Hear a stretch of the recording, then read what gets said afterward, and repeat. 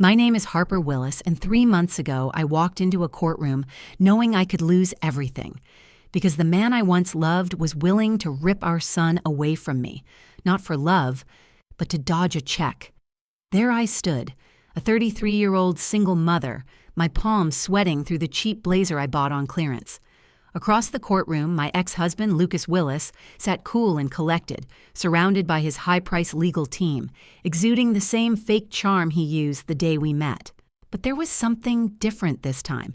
He wasn't just fighting me, he was fighting to paint me as a villain.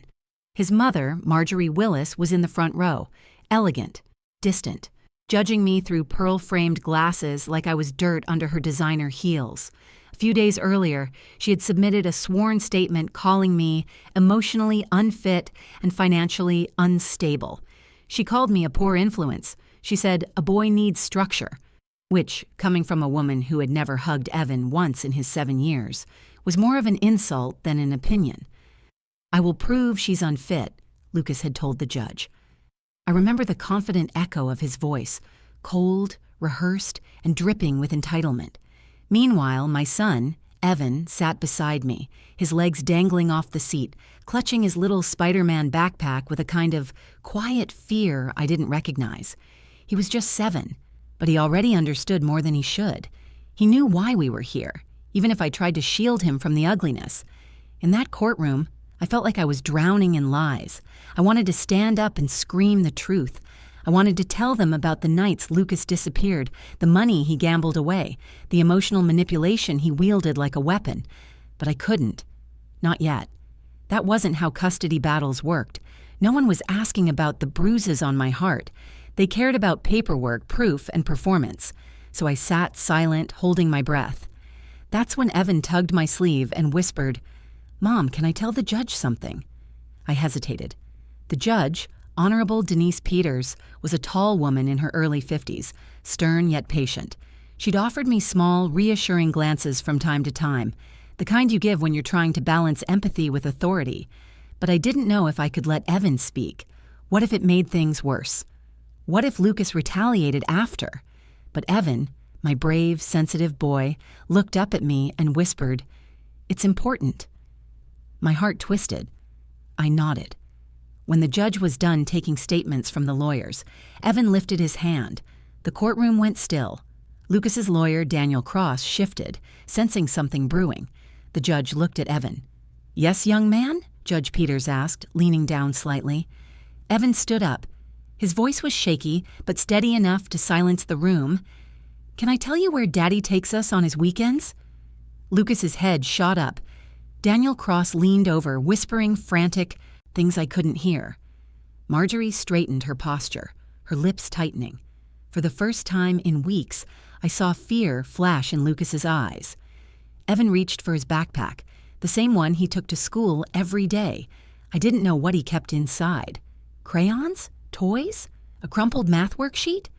My chest tightened as he unzipped it with trembling hands. The judge's eyes followed every move. Evan pulled out something I never expected to see in a courtroom, a handful of drawings folded into messy squares. He smoothed the first one out on the podium, and I realized it wasn't just a drawing. It was evidence. In bright crayon colors, Evan had drawn a room full of men, cigarette smoke hovering like fog, a table with cards, piles of cash, and bottles of something that definitely wasn't grape juice. In the corner, a kid with messy brown hair sat on a stool, watching it all quietly. My son had drawn himself, and his father. The look on Judge Peters' face changed instantly. Curiosity turned into sharp concern. She leaned forward slightly, her voice low and unwavering. "Evan, did your father take you to this place?" The room held its breath, and that was the moment everything began to change. Not just the case, but our lives. My name is Harper Willis, and before all this, before court hearings, betrayal, and custody battles, I was just a mom trying to make life feel normal for a little boy who deserved a world far better than what we had. I grew up in a small Oregon town called Riverside, raised by parents who believed in hard work but didn't have much to show for it. After high school, I moved to Portland, chasing the kind of adulthood where I could make my own choices, build a life that wasn't just about scraping by. I worked as a medical assistant for a few years, saving up for nursing school. That was the plan. That was my dream. And then I fell in love. Lucas Willis was everything I thought I wanted. Confident, funny, spontaneous. The kind of man who brought home wildflowers on a Tuesday, just because, who made promises about the future while holding me under the stars. But promises are cheap when the person making them has no intention of keeping them. We got married young, and at first, I believed the version of us that Lucas painted in grand gestures. But when Evan was born, the real Lucas began to surface. The late nights that used to feel romantic turned into secrets. Poker with the guys became a weekly excuse. He started controlling the finances, the friends I saw, even what I wore. The jokes got sharper, the looks got colder, and I started to lose myself, piece by piece. But then there was Evan, my perfect, unexpected blessing. He had big, curious eyes and the sweetest grin, a grin that lit up a room so brightly it erased any trace of darkness, even if just for a moment. Evan was my hope, my reason, my anchor. Whenever Lucas's temper flared or Marjorie's disapproval stung, I'd look at Evan and remember who I was fighting for. When Evan was 5, I found the courage to leave.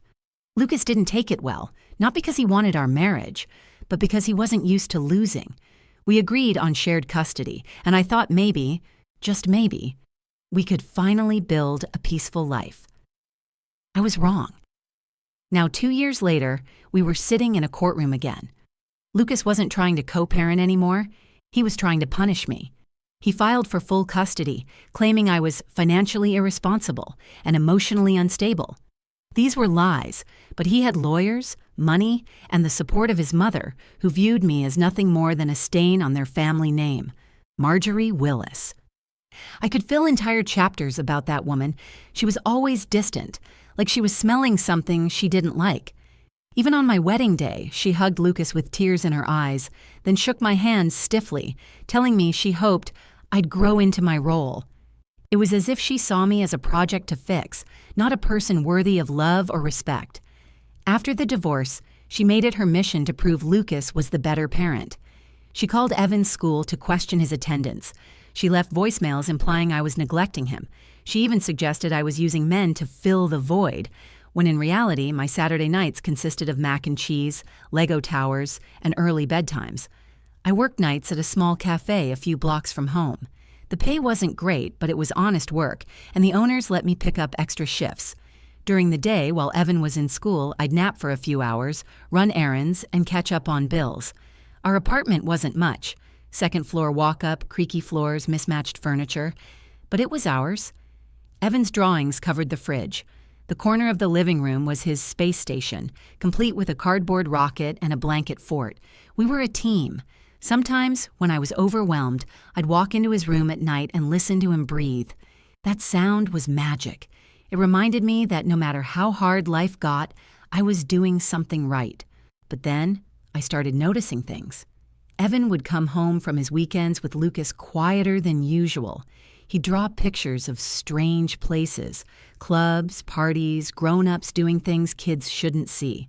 When I asked, he'd just say, "It's fun, Mommy. Daddy says it's our secret." That's when I realized something darker was happening, and that Lucas wasn't just a bad father. He was dangerous. I didn't know what to do at first. I felt helpless. I felt scared. But the mother in me, the one holding onto her son's safety like a lifeline, refused to stay silent. I had to fight back. So when the custody hearing came and Lucas's attorney stood there accusing me of being mentally unstable, I didn't cry. When Marjorie declared I was an unfit mother, I didn't look away. I held Evan's hand, and I reminded myself that the truth has a voice, even if it's as small as a 7-year-old boy with a backpack full of crayon drawings. I was no longer just trying to survive motherhood. I was fighting for it, and for the son who made every battle worth facing.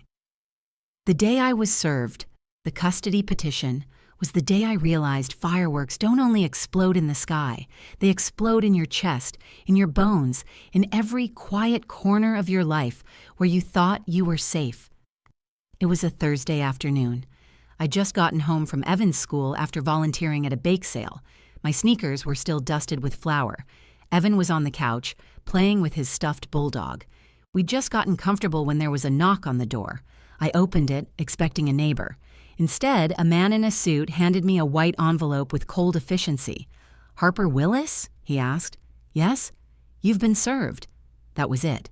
He didn't wait to see if I'd collapse. He just turned, walked away, and left me standing there, my heart pounding loud enough to drown out the world. I opened the envelope. The words stared back in harsh legal print. Petition for full custody, filed by my ex-husband, Lucas Willis. I read the accusations again and again, unable to believe what I was seeing. Emotionally unstable, financially irresponsible, neglectful mother. It was like someone had written a horror story about me that had no basis in truth. Evan looked up from the couch. "Mommy, what's wrong?" I forced a smile, blinked back the tears, and said, "Just some paperwork, honey. Go finish your drawing." But I knew this wasn't just paperwork. This was war. Over the next week, I met with my attorney, Sarah Green. She was sharp, empathetic, and utterly fearless. "Lucas is not playing fair," she said, flipping through the documents. "He's trying to build a narrative, and he's using his mother's influence to back it up." It was true. Attached to the petition was a signed statement from Lucas's mother, Marjorie Willis, claiming that I had neglected to provide proper discipline, emotional support, and a stable environment. She described me as a flighty single woman with no long-term goals. She even implied that my night shift work was suspicious and inappropriate for a mother. I wanted to scream. I wanted to march to their house and throw the lies back in their faces, but Sarah stopped me. "That's what they want," she warned. "They're trying to make you act out. Stay calm. We'll fight this with facts." Meanwhile, Evan started acting different.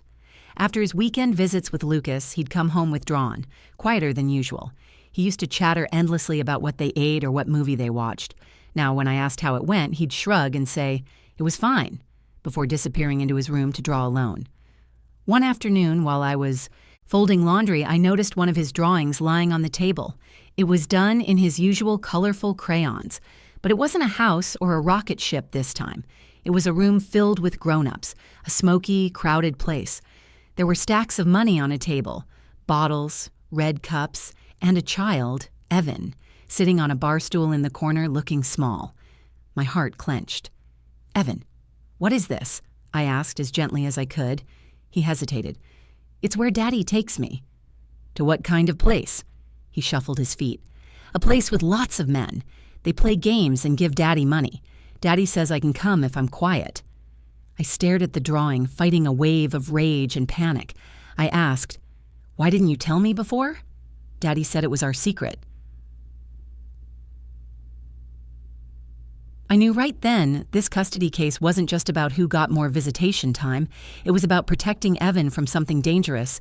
But I couldn't just walk into the courtroom and accuse Lucas of taking our son to illegal gambling parties. I didn't have proof. All I had was my child's crayon drawings and my gut. That's when Sarah made a bold suggestion. Evan may need to speak to the judge himself. If Lucas is putting him in dangerous situations, that could change everything. But it needs to be handled carefully. I agreed, reluctantly. My stomach twisted at the thought of Evan having to speak in court, to face adults who didn't see him as a child but a pawn. But I couldn't let fear silence us. As the court date approached, I tried to prepare myself emotionally. I put on a brave face for Evan.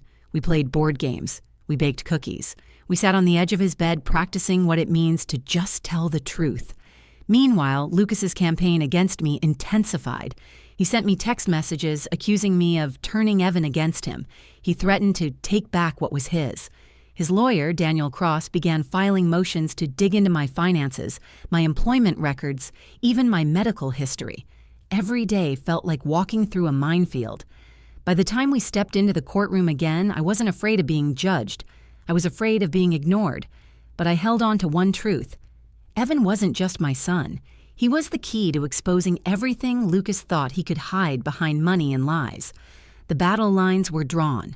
I was no longer just defending myself. I was fighting for my son's safety and his voice. There comes a moment in every battle where fear gives way to purpose, when the weight of what's at stake pushes you beyond your limits. That moment came for me when I realized silence wasn't going to save Evan. His voice would. The week before the final custody hearing, I met with my attorney, Sarah Green, in her office. She sat behind her desk, her expression firm and resolute, her thick legal pads covered in handwritten notes and neon, sticky flags. "We need something Lucas can't wriggle out of," she said, "and I think that's Evan." I stared at her, my heart pounding. "You're saying he should speak in front of the judge?" Maybe not in open court. But if the judge allows a private testimony, it could change the entire direction of the case.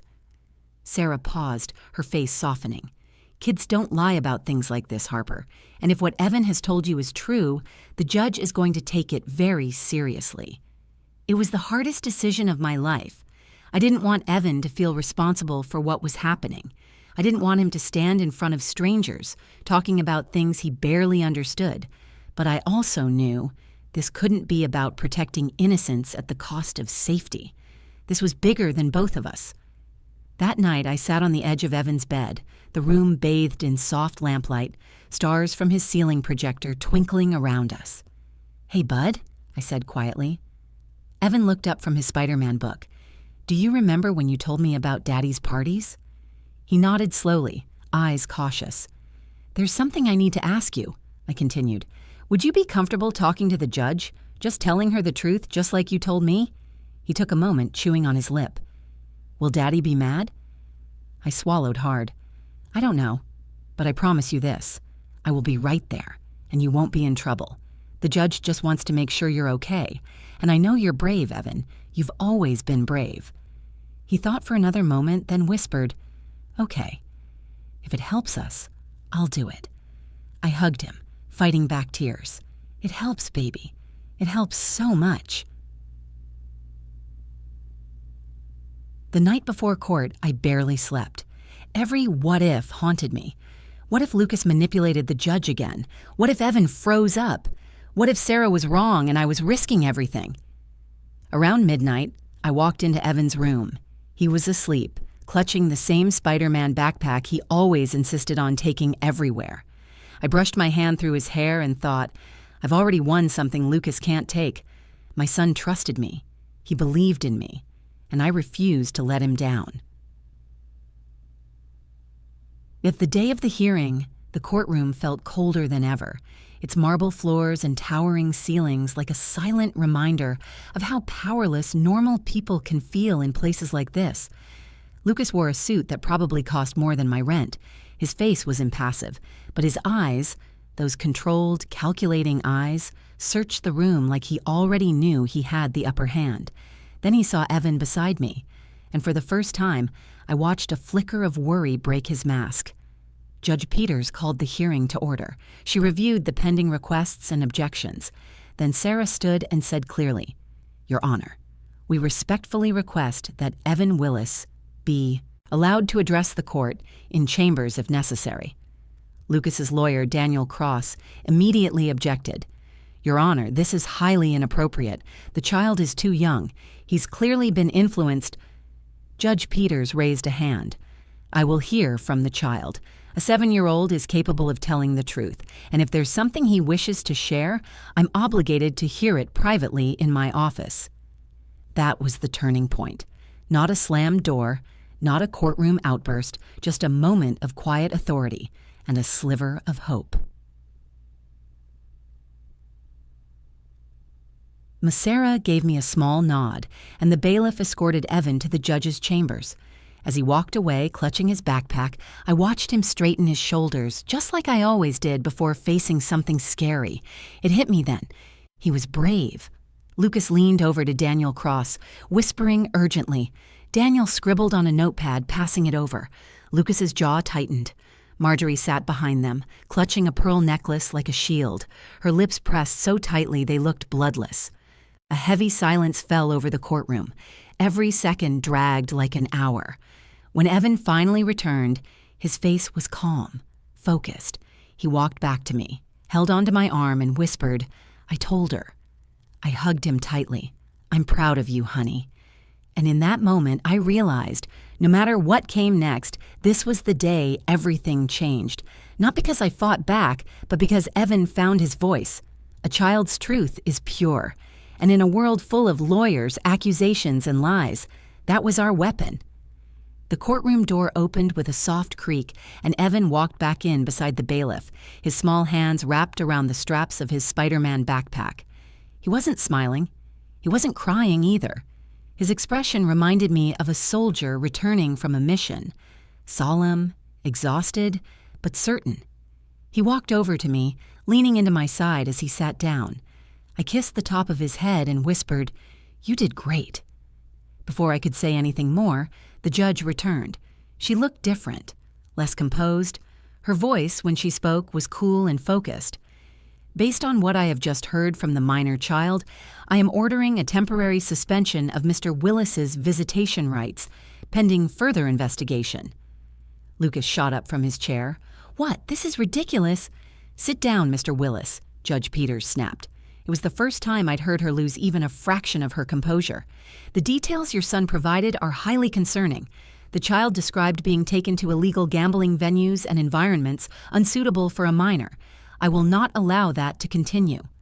Lucas sat back down, fists clenched, breathing hard.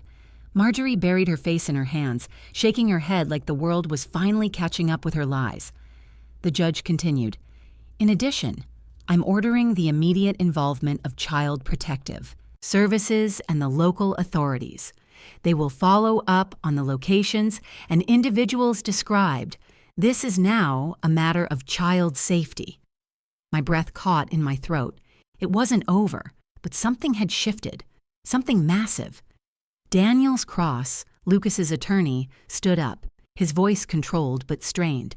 "Your Honor, the child is 7. Children exaggerate. I'm sure there's a misunderstanding." Judge Peters wasn't having it. Children don't describe casino-style poker tables and men exchanging money inside smoke-filled rooms by coincidence. They don't draw detailed images of bars unless they've been inside one. She lifted a stapled set of papers, Evan's drawings. These alone are alarming. Combined with the testimony just given, it's enough to question Mr. Willis's suitability as a custodial parent. Sarah placed her hand gently on my arm. It was a silent message. This is it. It's happening. I glanced over at Evan. He was doodling quietly on the edge of his legal notepad, as if he hadn't just detonated a truth bomb bigger than any adult could have carried. That backpack had been more than just zippers and fabric. It held courage, proof, and justice, drawn in crayon. Lucas couldn't stay silent any longer. "This is insane," he snapped. "She's poisoned him against me. She's turned him into a weapon." I stood up, weak knees, tight fists, but a steady voice. "No," I said. "You did that when you put him in danger, when you made him keep secrets to protect you." For a moment, it felt like the whole room froze. The eyes of the judge, the lawyers, even the security guard. Everyone was staring. Lucas looked at me with unfiltered hatred, and for the first time, instead of fear, I felt something else. Power. Real power. The kind that doesn't come from control or money, but from truth and love. Judge Peters took one final look at the documents before her. Then she spoke the words I had been praying to hear for months. "I will be granting full physical and legal custody to Miss Harper Willis. This court finds that she has consistently acted in the best interest of her child. Mr. Willis is to have no visitation until he completes court-ordered counseling, parenting classes, and submits to monitoring by CPS. Child support is reinstated effective immediately." I sat down hard, the relief flooding through me. Tears blurred my vision. It felt like the weight of 10 years had lifted off my chest all at once. Sarah squeezed my shoulder, her eyes shining. It was done. Lucas slammed his palm against the table. "I'll appeal," he spat. "Do what you must," Judge Peters replied with steel in her voice. "But let the record show your son was heard, loudly, clearly, and bravely." Evan looked up at me just then, his face searching mine. "Are we going home now?" he asked. I smiled, really smiled, for the first time in months. "Yes, baby, we're going home." He hugged me, small arms wrapped tight around my neck, And in that moment, I realized something life-changing. This fight wasn't just about custody. It wasn't even just about me. It was about a little boy who believed in truth so much that he spoke it when adults tried to bury it, who stood up when everything pushed him down, who proved that sometimes the smallest voice carries the greatest weight. That day, the world believed a child, and in doing so, it saved us both. I never thought the quietest moments would feel so overwhelming. But a few days after the court's decision, I found myself sitting in the living room just watching Evan play with his Lego set on the floor. It was a simple scene. He was making up stories with little plastic figures, his feet tucked under him, humming quietly. The kind of ordinary moment I used to take for granted, before everything turned into a battleground. But now, the simplicity felt sacred. The court order had arrived in the mail the day before, full custody granted to me. Lucas's visitation suspended indefinitely. Child services set to inspect every claim Evan had quietly exposed. It was all so official, all so final, yet the words on paper felt like a heartbeat. Proof that truth was still stronger than manipulation, that love wasn't just an emotion, but a powerful force capable of dismantling even the most twisted lies. I hung the final page on the fridge, right next to Evan's drawing of us, stick figures holding hands under a blue crayon sky. I didn't need to read the legal jargon again. I just needed to look at that picture. 2 figures, safe and unbroken. That was enough. Sarah stopped by later that week. She brought balloons and cupcakes with thick swirls of frosting. Emily, my older sister, joined us too. She'd flown in from Seattle the morning after the hearing, tears in her eyes and flannel still wrapped tight around her. We all sat around the small kitchen table, the kind with mismatched chairs and chipped edges, and Sarah raised a glass of ginger ale in her rare, unguarded smile. "To Harper," she said, "for her resilience, her fire, and her mother's heart. And to Evan, the bravest storyteller I've ever met." Evan giggled, frosting on his chin. "I'm not a storyteller," he said proudly. "I just told the truth." The tenderness in Sarah's eyes said everything. Sometimes the truth is the greatest story ever told. But not everything was celebration. The days that followed were full of rebuilding. Evan had questions, simple ones, and ones that broke me a little. Will Daddy still love me? Did I do the right thing? What if he's mad at me forever? I told him the truth, the same truth he had given the world. That love never asks you to hide. That courage is loud even when you whisper. That doing the right thing can feel scary, but bravery is doing it anyway. And I told him that nothing could ever make me love him less. He smiled with his whole face then and wrapped his arms around my waist. "We're a team, right?" "Always," I said. And we were. Lucas didn't show up for his first CPS appointment. He sent one bitter voicemail weeks later, dripping with the same venom I had once feared. "You think you won? You didn't win. You poisoned my son against me." But I didn't even let his voice finish. I hit delete, then blocked the number, not because I was running away, but because I finally understood something. There are battles you escape from, and there are battles you grow from. I had spent years shrinking, making myself small to avoid conflict, to please someone whose love was always conditional. But this story, our story, wasn't about shrinking. It was about expansion, about becoming the mother Evan needed, the woman I used to dream of being, the one who didn't settle for safety, but fought for peace. A few weeks later, I sat with Evan at the park, watching him run through the grass with his new puppy, an adoption day surprise from Aunt Emily. He laughed so loudly that a few passing strangers couldn't help but smile. Birds chattered in the trees above us. The sun filtered through the leaves, warm and forgiving. That's when Evan turned to me, scooping up the puppy in his arms. "Mom," he said, "I feel lighter, like when you let go of a balloon and it flies up." I swallowed hard, smiling as I brushed the hair from his eyes. "That's what happens when you tell the truth," I replied. "The lies fall away, and what's left is freedom." People will lie to protect themselves. People will fold truth into silence if you let them. But love refuses to be buried. And sometimes all it takes is the voice of a child with crayon-stained fingers and a backpack full of courage to remind us of what matters most. When someone fights for control instead of connection, they've already failed as a parent. But when someone fights for truth, for safety, for justice, for the small voices the world too often ignores, that's when you discover what real victory feels like. And I don't know what the future holds for Lucas, or for me, but I do know this. My son's voice will never be silenced again, and as long as I'm alive, neither will mine. Thank you so much for staying with me through this journey. If this story moved you, inspired you, or made you think about the strength it takes to fight for the truth, I hope you'll take a moment to support the channel. If you liked this video, please hit that like button. It really helps others find stories like this.